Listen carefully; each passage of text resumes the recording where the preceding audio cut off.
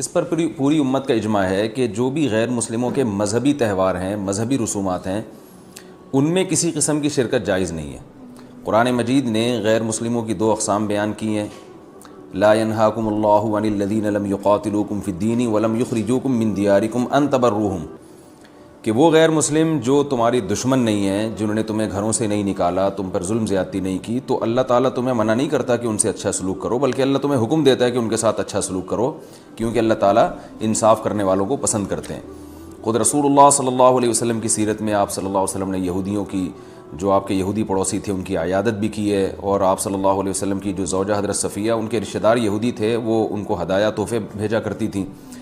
تو غیر مسلم جس سے جنگ نہ ہو، اس کے بارے میں اچھا سلوک کا حکم ہے، اس کو ہدایہ دینا، اس کو تحفے دینا، اس پہ صدقہ کرنا بھی جائز ہے۔ لیکن اس کی ایک باؤنڈری ہے، وہ یہ ہے کہ ایسا نہ ہو کہ آپ ان کے مذہبی معاملات میں، ان کی مذہبی رسومات میں شرکت کرنا شروع کر دیں، کیونکہ کسی بھی طرح سے ان کے مذہب کو اپریشیٹ کرنا، اس کی حوصلہ افزائی کرنا جائز نہیں ہے، کیونکہ یہ اس کی علامت ہے کہ آپ کو اپنے برحق ہونے پر اطمینان نہیں ہے۔ لوگ یہ کہتے ہیں کہ وہ بھی تو ہماری عید میں شریک ہوتے ہیں، تو دیکھیں ان کے مذہب میں یہ اجازت ہے کہ ہماری عید میں اور ہمارے تہوار میں شریک ہوں، ہمارے مذہب میں اجازت نہیں ہے، تو ہم تو اپنے مذہب کو فالو کریں گے۔ ہمارے مذہب میں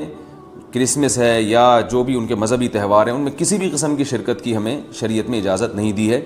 ہاں، قرآن میں اللہ نے دوسرے مقام پہ فرمایا کہ اس کی گنجائش دی ہے کہ الا ان تتقوا منہم تقاہ،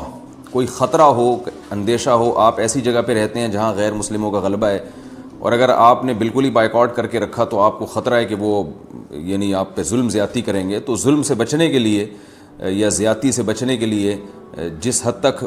یعنی آپ ان کے ساتھ رہ سکتے ہیں یا گنجائش ہے اس میں، جس حد تک آپ ان کے ساتھ جو ہے وہ جوڑ پیدا کر سکتے ہیں تو کریں، لیکن بلا وجہ بڑھ چڑھ کے ان رسومات میں حصہ لینے کی شریعت میں بالکل اجازت نہیں ہے۔ وجہ اس کی یہ کہ اگر آپ ان کے مذہبی تہواروں میں شرکت کریں گے اور تو یہ منافقت ہے، کیونکہ اسلام ایک طرف یہ دعویٰ کرتا ہے وَمَن يَبْتَغِي غَيْرَ الْإِسْلَامِ دِينًا فَلَن يُقْبَلَ مِنْهُ، اسلام کو اپنے برحق ہونے پر اتنا اطمینان ہے کہ وہ یہ کہتا ہے کہ دین برحق ان الدین عند اللہ الاسلام، دین برحق صرف اور صرف اسلام ہے۔ تو جب صرف اسلام ہے تو اسلام کے علاوہ سب باطل ہیں، جب باطل ہیں تو اسلام پھر ان کو اپریشیٹ کرنے کی کسی صورت میں اجازت نہیں دے سکتا۔ تو اسلام نے غیر مسلم کے ساتھ حسن سلوک کا حکم دیا، مگر اس کے مذہب کے معاملے میں دو ٹوک بتا دیا ہے کہ کسی قسم کی مذہبی رسوم میں ہم ان کے ساتھ شریک نہیں ہوں گے، بائیکاٹ کریں گے، اور ہم یہ کہیں گے کہ لکم دینکم ولی دین، آپ کے لیے آپ کا دین ہے، ہمارے لیے ہمارا دین ہے۔ اور اس بارے میں صحیح حدیث بھی ملتی ہیں۔ حضرت انس بن مالک رضی اللہ تعالیٰ عنہ فرماتے ہیں کہ ہم مدینہ میں تھے، ایک خاص تہوار تھا جو شروع سے اہل عرب کا چلا آ رہا تھا، ہم وہ تہوار منایا کرتے تھے، تو آپ صلی اللہ علیہ وسلم نے ہمیں اس تہوار سے منع کر دیا،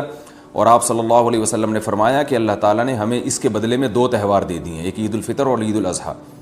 تو آپ نے یہ نہیں کہا کہ مسلمانوں کا تہوار عید الفطر اور عید الاضحیٰ ہے تو یہ بھی مناؤ، اور وہ پرانا جو آ رہا ہے چلو وہ بھی مناتے رہو، اس کو منع کر دیا، اور فرمایا کہ جب اللہ نے ہمیں بدلے میں اس سے اچھے تہوار دے دیے ہیں تو اب ہم ان تہواروں کو نہیں منائیں گے۔ تو تہوار کو منانا